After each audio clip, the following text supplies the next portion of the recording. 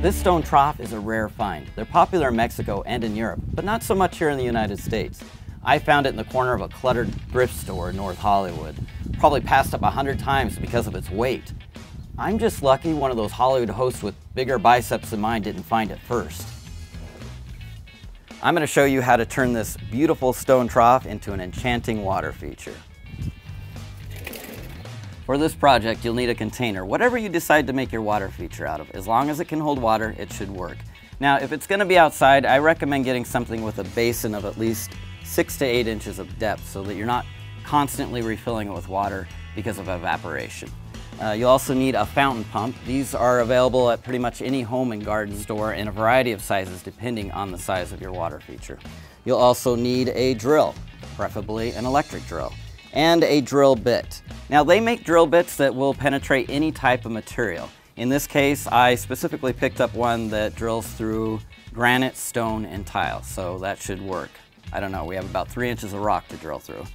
Speaking of which, you'll probably want some protective eyewear. And you'll need a tube of silicone. You can use the kind that goes in the caulking gun here, or household silicone will work just fine. And of course, a cleanup rag if you're working with silicone. Some PVC pipe. This is the same stuff that you used when you made your beer bong in college. You can pick this up for about 28 cents a foot at pretty much any hardware store. You'll need a Phillips screwdriver, a pair of scissors, and some wire cutters, and also a male adapter plug. I'll show you what this is for in a minute. Let's drill a hole. We're going to drill a hole in our container to allow the electrical cord from the pump to pass through, keeping this water feature looking as natural as possible. Determine the best out-of-sight place for the hole and drill.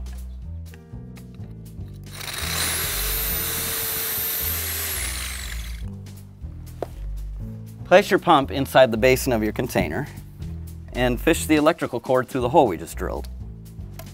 Oh, it's not going through. I'll just cut this part off. All right, slather on the silicone all around the cord. Just about like that. And then we are going to start using our cleanup rag and fish the cord through like we tried the first time, but this time, look at that.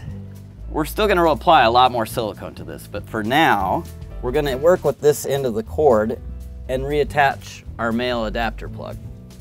Carefully remove the insulation jacket, exposing the electrical wires, black, white, and green. Strip each wire at least a ½ inch. Twist the tiny copper wires at the end. Now it's time to attach our male adapter plug. Open the plug up and you will see everything clearly labeled, black, white, and green. Stick the exposed copper wire into the screw clamp.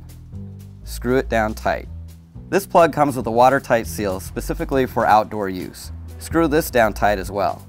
Now, attach your flexible tubing to the pump, and finally, generously apply silicone on both sides of the container where the cord goes through. Okay, then we just let the silicone dry for 24 hours, then we will crane lift this water feature over to where it belongs and add our finishing touches, which we will reveal at a later date. Don't let this project intimidate you. It's fairly easy and empowering. Let's go plant a tree. It's a good idea to get to know where your tree is from, and then do your best to provide those conditions.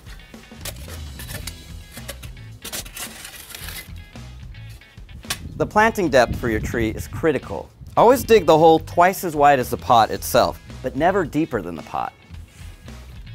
This part of the tree right here is called the collar. It's very sensitive to fungus and disease, which is why it's so important to never let this area fall below the soil line or be in standing water.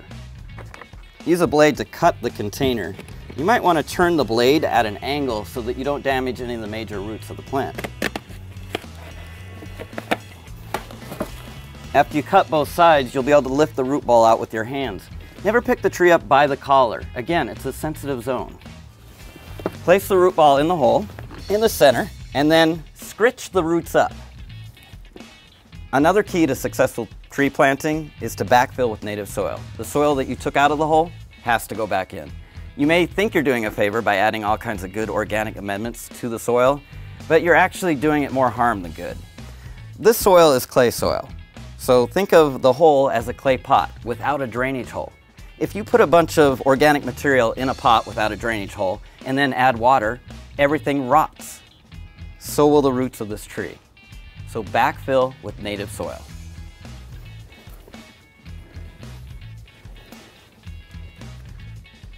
Remember, keep that tree collar at the same level as it was in the pot. Oh, and don't forget to recycle. All right, give your new tree a deep watering and stake it off if necessary for extra support, and call it a day. Next week on Urban Dirt, extremely affordable vertical gardening and a huge urban garden reveal. You don't want to miss it. Can you guess what it is? Thank you guys for watching Urban Dirt. See you in the mud.